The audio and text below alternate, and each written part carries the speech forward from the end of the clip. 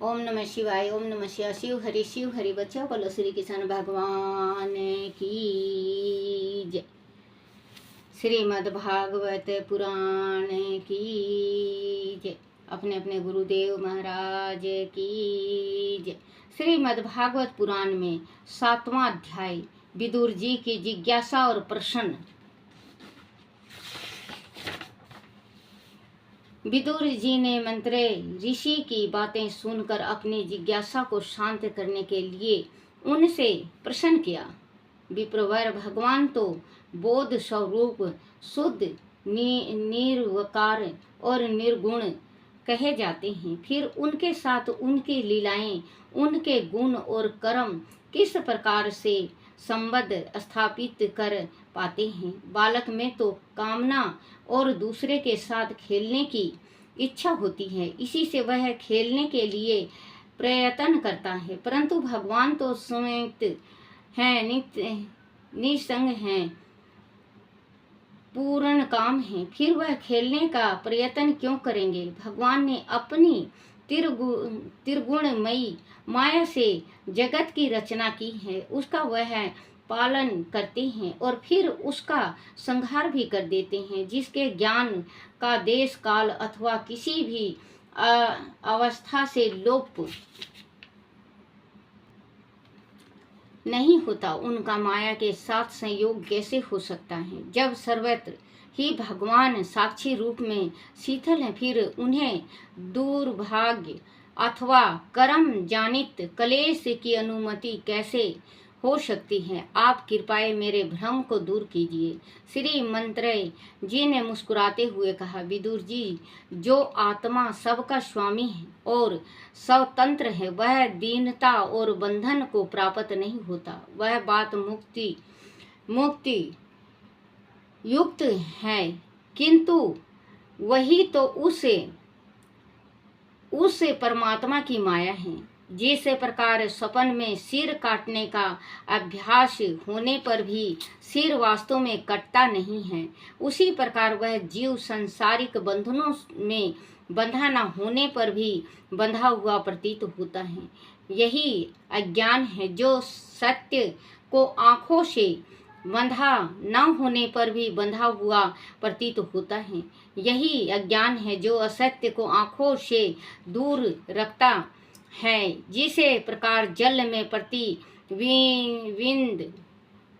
प्रतिबिंब चंद्रमा हिलता हुआ दिखाई पड़ता है, परंतु वास्तव में वह शीतल होता है, इसी प्रकार देह के अभिमान में पड़ा व्यक्ति अपने द्वारा किए कर्मों की प्रतीत करता है, जबकि देह में सूक्ष्म रूप में विद्यमान परमात्मा का अंश आत्मा उसकी प्रतीत नहीं करता। भगवान की कृपा से भक्ति योग द्वारा वह प्रतीत धीरे धीरे नष्ट हो जाती है और समझ में आने लगती है। विदुर जी, जिस समय जीव अपनी समस्त इंद्रियों को विषयों से अलग कर लेता है और श्री हरि के साक्षी भाव में शीतल हो जाता है, उस समय जीव के समस्त क्लेश और तप नष्ट हो जाते हैं। श्री कृष्ण के गुण का वर्णन और आश्चर्य समस्त दुख को नष्ट कर डालता है और मन शांत हो जाता है। विदुर जी बोले, भगवान आपके युक्ति युक्त वचनों को सुनकर मेरे सारे भ्रम दूर हो गए हैं। अब मेरा चित्त शांत है। मैं भगवान की जगत से तटस्थ स्थलता, स्वतंत्रता और जीव की परतंत्रता को खूब अच्छी तरह से समझ रहा हूँ। वह केवल माया का आवरण ही है जो हमें भ्रम में डालता है। इस संसार में दो ही प्रकार के लोग सुखी हैं, एक अत्यंत अज्ञानी मूढ़ और बुद्धिहीन, दूसरे जो ज्ञान द्वारा ईश्वर के स्वरूप को जान चुके हैं। बीच के लोग संशय में पड़कर सदैव दुखी रहते हैं। भगवान मधुसूदन के चरण कमलों में नित्य भक्ति भाव से सेवा और प्रेम से निश्चय ही आनंद की प्राप्ति होती है। वह आनंद है जो जीव और मृत्यु के आवागमन चक्र से जीव को मुक्ति देने वाला है। महात्मा लोगों की संगति से जहाँ सदैव श्री हरि के गुणों का गान होता है, वह अल्प पुण्य पुरुष को सेवा का अवसर प्राप्त नहीं होता। उसके लिए पूर्ण शुद्ध मन से तथा एकतामा भाव से भगवान के गुणों का गान और श्रवण करना चाहिए, तभी उसे परमात्मा की कृपा प्राप्ति होती है। भगवान आपने मुझे विराट पुरुष के द्वारा सृष्टि के जन्म का वृत्तांत सुनाया। अब आप मुझे उनकी ब्रह्मादि विभूतियों का वर्णन सुनाइए, जिससे पुत्र पौत्र नाती और कुटुंबियों सहित विविध प्रकार की प्रजा उत्पन्न हुई। आप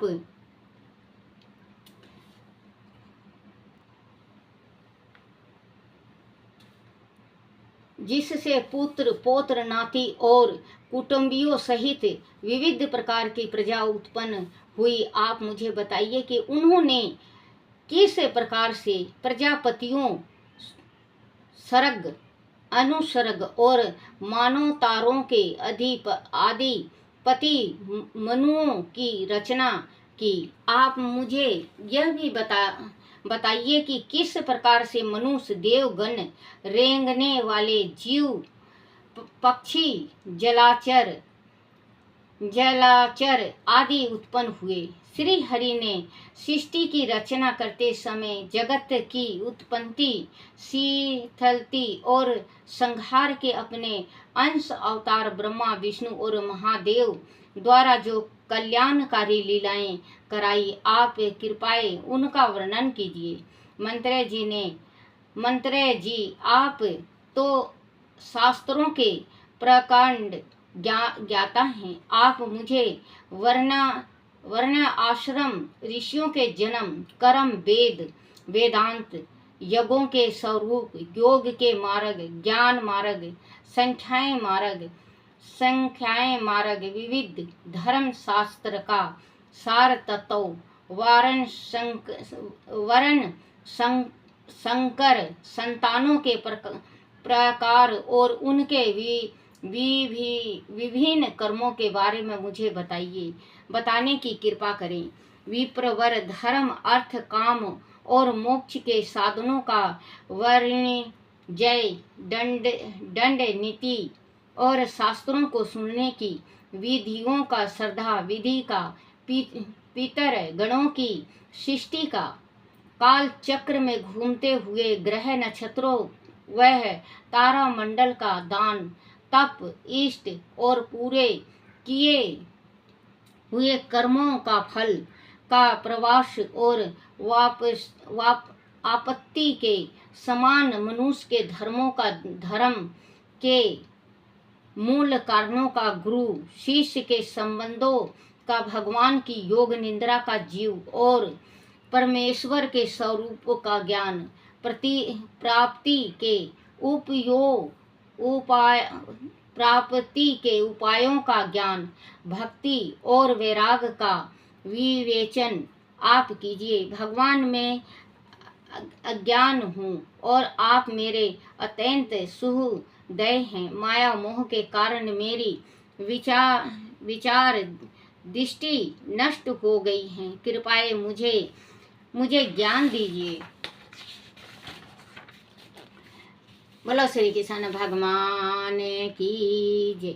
8वां अध्याय, ब्रह्मा जी की उत्पत्ति का वर्णन। श्री सुखदेव जी ने कहा, राजन, जब कुरुश्रेष्ठ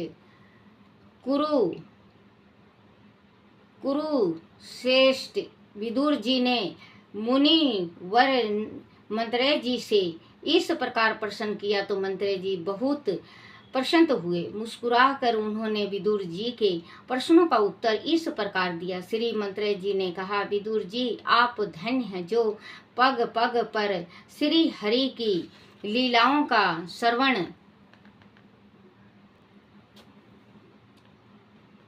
करके उनकी कीर्ति के गुणगान करते हैं। अब मैं आपको श्री मद् भागवत पुराण की वह कथा सुनाता हूँ जिसे स्वयं भगवान ने सनकादिक ऋषियों को सुनाया था।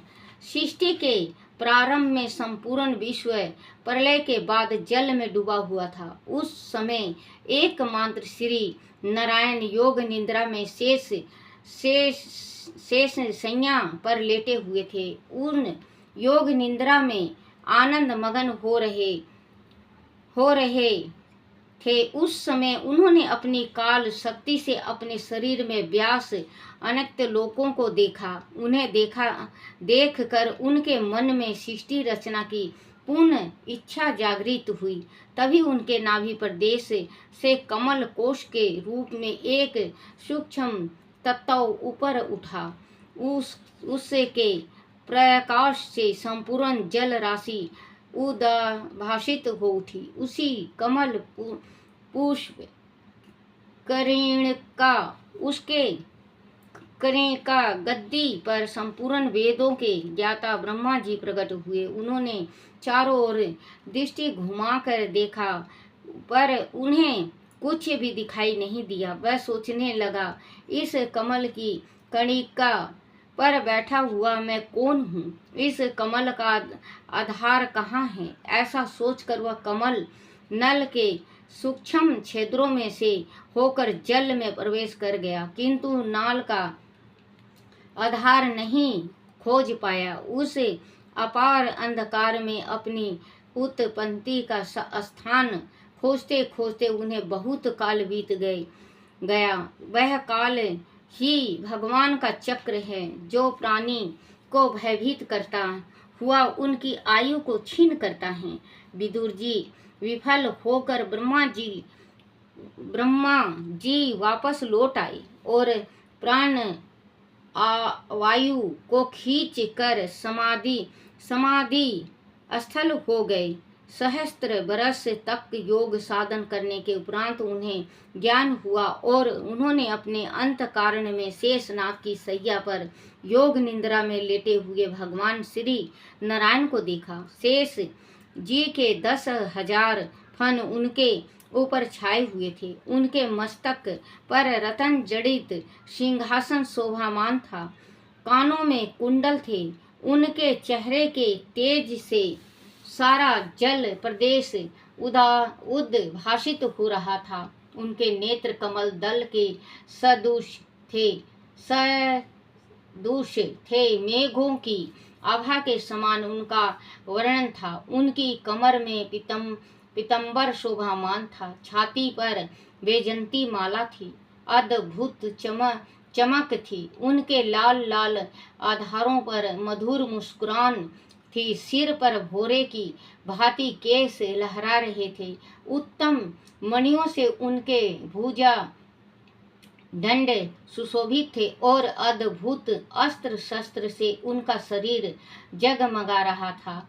तब विश्व रचना करने की इच्छा रखने वाले लोक विधाता ब्रह्मा जी ने अपने आप को भगवान की नाभि से प्रकट कमल पर शीतल देखा। उन्होंने वह कमल जल आकाश आयु और अपने शरीर के अतिरिक्त और कुछ भी नहीं देखा। वह लोक रचना के लिए उत्सुक ध्यान स्थल होकर श्री हरि की स्तुति करने लगे। बोलो शिव पार्वती की जय हो। 9वां अध्याय ब्रह्मा जी द्वारा भगवान की स्तुति। ब्रह्मा जी ने कहा, हे प्रभु, आपने मुझ पर सृष्टि रचना का दायित्व सौंपा है, किंतु आपकी कृपा के बिना मैं इस करने में असमर्थ होकर आपकी शरण आया हूँ। हे विश्व का कल्याण करने वाले प्रभु, मैं आपका उपासक हूँ। आपने मुझे अपनी छवि के दर्शन देकर मुझ पर बड़ा उपकार किया है। आप भक्त जनों के हृदय कमल से कभी दूर नहीं होते, क्योंकि वह अपने प्रेमा भक्ति की डोर से आपके चरणों को बांध लेते हैं। जब तक जीव आपके चरण कमलों का आश्रय नहीं लेता तभी तक उसे सांसारिक मोह भय और शोक सताते रहते हैं। वह नहीं जान पाते कि मैं और मेरे पन का भाव ही उनके दुख का एकमात्र कारण है। जो लोग अमंगलों को दूर करने वाले आपके श्रवण कीर्तन में मन नहीं लगाते, इंद्रियां सुख के मोह में लिप्त नहीं रहती है, वह बिंदुहीन लोग भाग्य के मारे ही कहलाते हैं। हे प्रभु, भौतिक दुखों में पड़े हुए जीव की दशा देखकर मेरा मन बड़ा आहत होता है। जब तक जीव विषय भोग के आनंद को क्षणिक मानकर उन्हें नहीं छोड़ता तब तक वह माया के प्रभाव से अपने आप को आप से दूर ही रखता है। ऐसे जीव को कभी मुक्ति प्राप्त नहीं होती। औरों की तो बात ही क्या, जो साक्षात ज्ञानी और मुनि हैं, यदि वह भी आपकी कथा प्रसंग के श्रवण से दूर रहते हैं तो उन्हें संसार के बंधनों में बंधना पड़ता है और असहा दुख को सहना पड़ता है। उनका हर पल दूषित चिंताओं में उलझ कर जीवन का सारा रस छीन करता रहता है। वह पग पर विफल और विकल होते रहते हैं। हे नाथ, आपको केवल आपके गुण श्रवण से ही जाना जा सकता है। आप जीव के भक्ति योग से शुद्ध हुए हृदय कमल में ही निवास करते हैं। आपके भक्त जन जिन भावना से आपका स्मरण करते हैं उन पर अनुग्रह करने के लिए आप वही रूप धारण कर लेते हैं। हे प्रभु, आप एक ही हैं और अपने सूक्ष्म अंशों से सभी जीवों में विविक्त होकर निवास करते हैं। वह जो भी कर्म आपको अपहरण करने के लिए कहते हैं उनका कभी नाश नहीं होता। अंत यज्ञ दान स्तुति कठोर तप और व्रत उपवास आदि से आपको प्रसन्न करना ही मनुष्य के लिए सबसे बड़ा कर्म फल है। आप सदैव अपने दीप प्रकाश से प्राणियों के भय भ्रम और संशय को दूर करते रहते हैं। प्राणियों पर दया प्रकाश से प्राणियों के करने से आप प्रसन्न होते हैं। आपके प्रसन्न होने पर ऐसा कौन सा फल है जिसे साधक प्राप्त नहीं कर सकता। आप ज्ञान के आदिष्टान साक्षात परम पुरुष हैं। संसार की उत्पत्ति शीतलती और संहार के नियमक हैं। मैं आपकी माया के खेल को कुछ समझ रहा हूँ। परमेश्वर, मैं बार बार आपको नमन करता हूँ। आप मुझ पर कृपा करें। जो लोग मृत्यु काल में प्राण त्याग करते समय आपके विविध रूपों में से किसी एक नाम का भी उच्चारण करते हुए आपको स्मरण करते हैं, वह अनेकों जन्मों के पाप से तत्काल छूट जाते हैं और माया के आवरणों को भेद कर आपके परमापद ब्रह्म पद को प्राप्त करते हैं। हे प्रभु, आप नित्य हैं, अजन्म हैं, विश्वरूप हैं। मैं आपकी शरण लेता हूँ। आपने अपनी स्वरूप को ब्रह्मा विष्णु महेश के रूप में विभक्त करके प्रजापति और मनु आदि की विस्तृत परंपरा को शुभ आरंभ किया है और आपने स्वरूप को विस्तृत लोकों में फैला दिया है। आपने अपनी आराधना को ही कल्याणकारी सौ धर्म के रूप में विस्तृत किया है। मैं आपको नमन करता हूँ प्रभु। यद्यपि मैं सत्य लोक का आदिष्टा हूँ, जो भी आपके इस काल रूप के सम्मुख मेरा कोई ऐसी तत्व नहीं है। मैंने आपको जानने के लिए जो तप किया, यज्ञ किया, स्तुति की, उसके यज्ञ रूप और साक्षी हैं। कृपया मेरी प्रार्थना और नमन स्वीकार करें।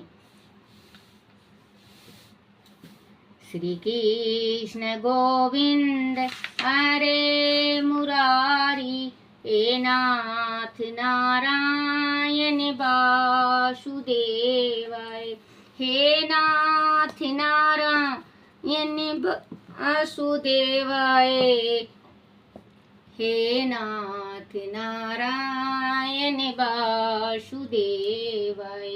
श्री कृष्ण गोविंद हरे मुरारी, हे नाथ नारायण वासुदेवाय, हे नाथ नारायण वासुदेवाय, हे नाथ नारायण वासुदेवाय। श्री कृष्ण गोविंद हरे मुरारी, हे नाथ नारायण वासुदेवाय। बोलो श्री कृष्ण भगवान की जय। आरती श्री भागवत भगवान की है आरती, पापियों के पाप को है तारती। आरती श्री भागवत भगवान की है आरती, पापियों के पाप को है तारती। आरती श्री भागवत भगवान की है आरती, पापियों के पाप को है तारती। बोलो श्री कृष्ण भगवान की जय हो। मेरी अम्बे जगदम्बे। श्री कृष्ण जी की आरती। ओम जय श्री कृष्ण हरे प्रभु, जय श्री कृष्ण हरे, भक्तन के दुख सारे पल में दूर करे। ओम जय श्री कृष्ण हरे, परमानंद मुरारी, मोहन गिरधारी, स्वामी मोहन गिरधारी, जय रस रास बिहारी, जय जय गिरधारी। ओम जय श्री कृष्ण हरे, वारु की किंकटी सोहत, कान में बाला, स्वामी कान में है बाला, मोर मुकुट कर सोहे शोभाति न्यारी।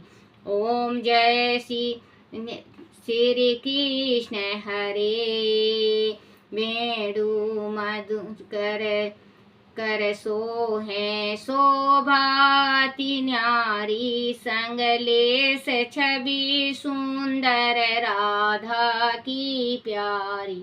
ओम जय श्री कृष्ण हरे, दीन सुदामा तारे, दारिदर के दुख टरे, स्वामी दारिदर के दुख टरे, गज के फांद छुड़ावे भव सागर तारी। ओम जय श्री कृष्ण हरे, हिरण्यकश्यप संहारे, नर हरि रूप धरे, स्वामी नर हरि रूप धरे, पाहन से प्रभु परगट जम के बीच परे। ओम जय श्री कृष्ण हरे, कैसी कंस विदारे, नल कुबेर तारे, स्वामी नल कुबेर तारे, दामोदर छवि सुंदर भक्तन के प्यारे। ओम जय श्री कृष्ण हरे, काली नागन थैया, नटवर छवि सोहे, स्वामी नटवर छवि सोहे, फन फन नाच करत हैं नागिन मन मोहे। ओम जय श्री कृष्ण हरे बंधन काटी गिराए। माता शोक हरे स्वामी माता शोक हरे। द्रुपद सुत पद राखी करुणा लाज भरी। ओम जय श्री कृष्ण हरे। ओम जय श्री कृष्ण हरे। स्वामी जय श्री कृष्ण हरे। जय मेरी काली माता की जय, मेरी जय हो, भगवान की जय हो, जय हो। अपने अपने गुरुदेव महाराज की जय हो। हे मेरे कन्हैया, हे मेरे लड्डू गोपाल, हे मेरे भगवान, मेरे से कोई गलती हो जाए, कोई टूटी हो जाए तो मुझे क्षमा करना, क्षमा करना, क्षमा करना। बच्चों आप भी मुझे क्षमा करना, क्षमा करना। अपने अपने गुरुदेव महाराज की जय हो।